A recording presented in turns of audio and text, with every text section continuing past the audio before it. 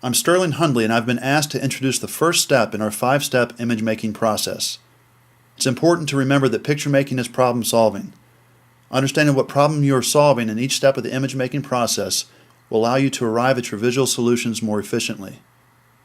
Efficiency is key when dealing with projects where client interests and maintaining your own point of view clash with the time constraints of deadlines. The very first step in our 5-step process is ideation, and it will help you determine the content or subject matter of your painting. I will walk you through several of my projects from inception to completion to help provide you with an ideation process that you can adapt and apply to your own visual problem solving. Shown here are Blackbeard, Vertical Hold, Bunnyman Bridge, and the bins. First, begin with text. In illustration, this is generally provided by your client in the form of a manuscript, story, or something similar.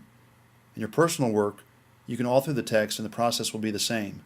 You'll want to research any topics that you may not be familiar with. My first example is from a story about Blackbeard. I was vaguely familiar with the story, but research provided me necessary detailed information. Next, simplify the text. Boil the content down into several words that directly relate to the author's content. These unrelated words will serve as the catalyst for your word lists, or word stacks as I like to call them. These notes are taken from the urban legend about the Bunnyman Bridge in Washington, D.C. I'll organize my topics into the things that I researched about Bunnyman, legend, lunatic, and urban. Write down any words under your word stacks that you associate with the topic. Don't hesitate to pursue tangents or create new word stacks.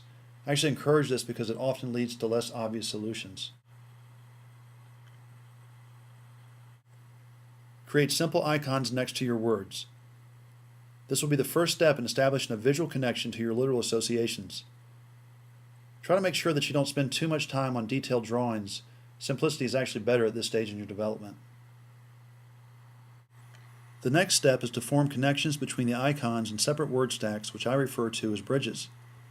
Connections can be made through metaphors, analogies, visual and literal associations, wordplay, shape, designs, or any other parallels that you can draw. Shown here is an example from a project with the open-ended theme of pearls from Workbook. You can see that I've created bridges between pearls and Workbook and forced associations between the two lists. Develop more complex drawings from your bridges where you're trying to visually juxtapose two disparate ideas into a single image. Shown here are examples from Blackbeard, Bunnyman, and the bins.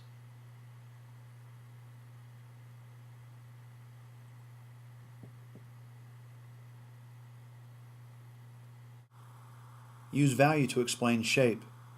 Value thumbnails allow you and your client to better understand your projected outcome, light and dark pattern, and the focal point of your projected solution.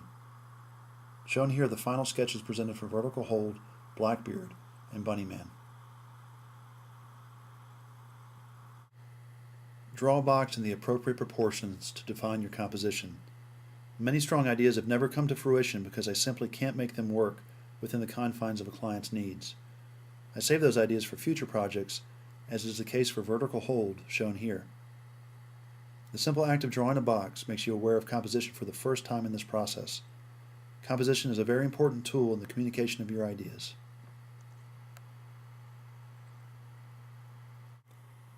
Finally, you'll want to define your method of execution to complement your content solution. You can begin thinking of how you will create your final image once you've determined what you're going to paint.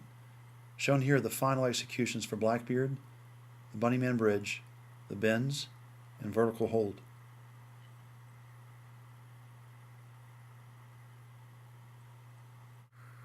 Just as a recap, remember to begin with text. Simplify the text into several words and use them to create word stacks. Write down word associations under each word stack. Create simple icons for your words.